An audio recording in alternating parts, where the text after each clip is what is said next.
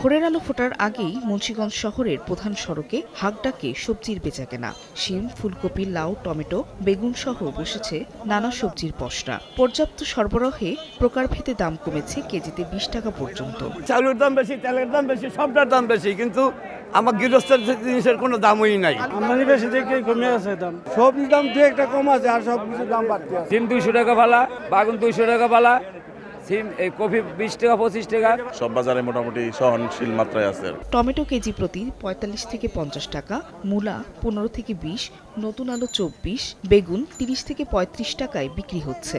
এছাড়া প্রতি পিস ফুলকপি 15 থেকে 25 আর বাঁধাকপি বিক্রি হচ্ছে 20 থেকে 25 টাকায়। এদিকে দরদামে সরগরম সাভারের আশুলিয়ার আজিজ সুপারমার্কেটের পাইকারি মাছ বাজার। তবে দর কিছুটা বাড়তি, প্রতি কেজি বিক্রি হচ্ছে 10 থেকে 20 টাকা বেশি দামে। মাছের বাজারটা একটু বেশি, শীতের লেগে মাছ অনেক কম। মাছের আমদানি অনেক কম, যার কারণে মাছের রেটটা একটু বেশি। বড় বড় মাছের দাম ভাই, একবারে মাছের দাম কম, একবারে সস্তা।